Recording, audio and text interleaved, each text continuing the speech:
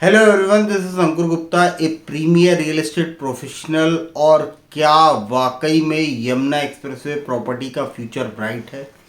देखिए, बहुत सारे लोगों से क्वेरी आई, बहुत सारे लोगों के मैं कमेंट भी पढ़ता हूँ और बहुत सारे मेरे पास जो मार्केट में रियल एस्टेट मार्केट में बैठा हुआ हूँ, तो बहुत सारी चीज़ें, बहुत सारी तरीके के कस्टमर्स के साथ डील करते हैं हम। और कहीं ना कहीं लोगों के मन में एक अलग तरीके का, हर एक आदमी अपना पॉइंट ऑफ व्यू रखता है।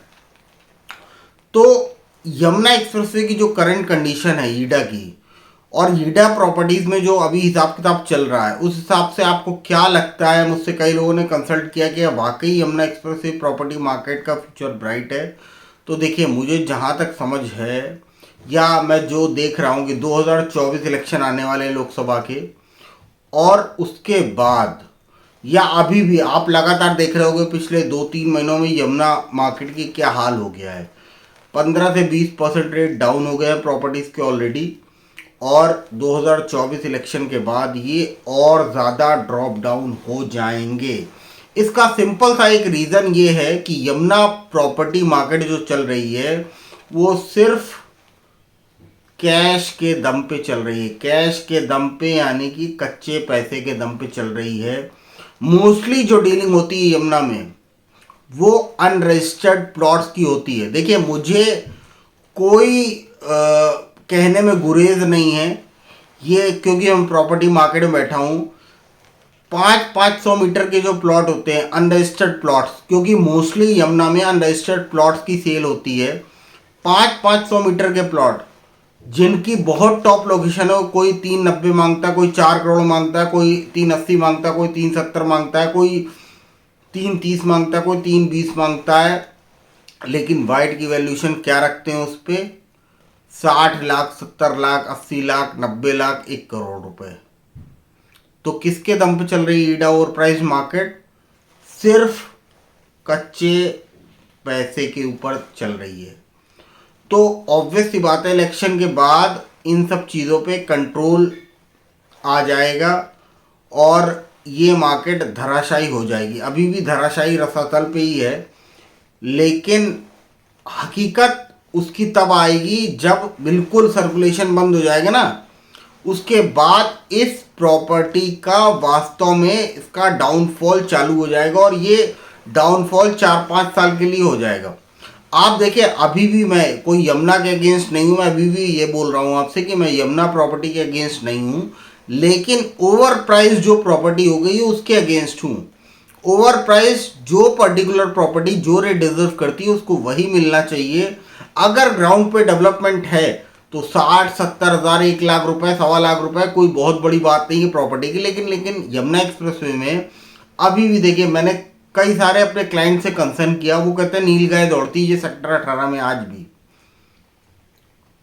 और 1 साल, 2 साल, 4 साल में कोई बहुत ज़्यादा चीज़ें चेंज होने वाली नहीं है। तो आप 60-70 हज़ार रुपए का रेट किस बात का मांगते हो, मुझे समझ में नहीं आता।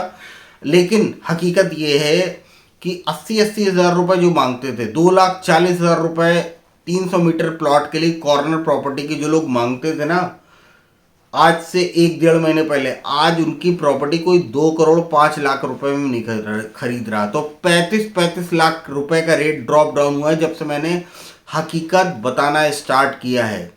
तो वास्तव में फ्यूचर कोई बहुत ज़्यादा ब्राइट नहीं है। अगर ऐसे ही हाईली रेट्स रहे इस पर्टिकुलर मार्केट के, तो बहुत ज़्यादा कोई फ्यूचर अभी ब्राइट नहीं है।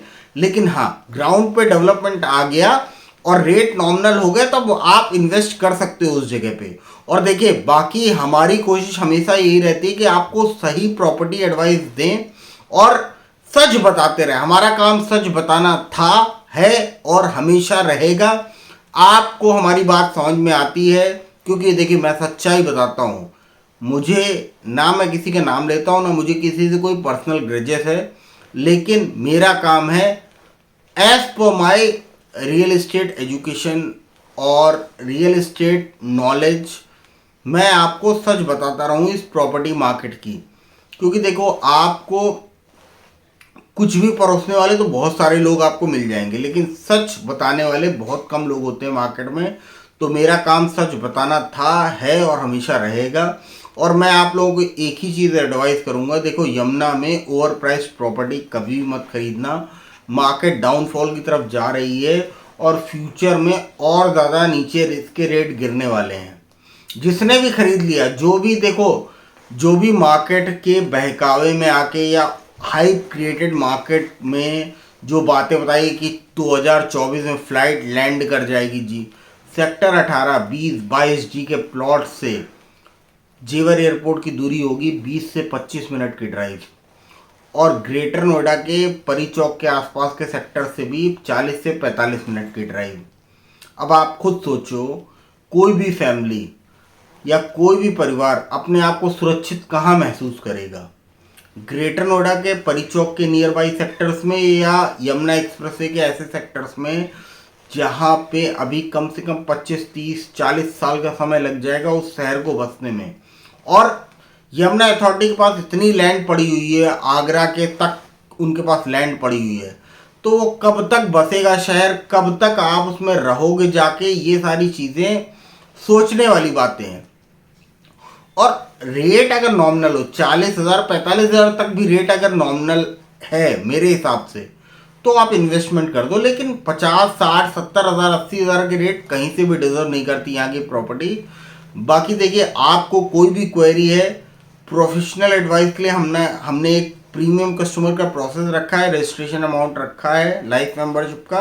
आप उस प्रोसेस को फुलफिल करिए, हमसे क्वेरी करिए, हम आपकी पूरी तरीके से सहायता करेंगे। बाकी अगर आपको वो भी नहीं करना तो आप सिर्फ हमारा यूट्यूब चैनल सब्सक्राइब करिए, हमें फॉलो करिए फेसबुक और इंस्टाग्राम पे। बाकी कोई भी क्वेरी होगी आप कभी भी हमसे बात कर सकते हैं आफ्टर द रजिस्ट्रेशन प्रोसेस। बाकी नहीं, अगर आपको वो भी नहीं करना तो आप सिर्फ वीडियोस देखते रहिए और कोई भी क्वेरी के लिए हमें कांटेक्ट करिए। Thank you, have a good day.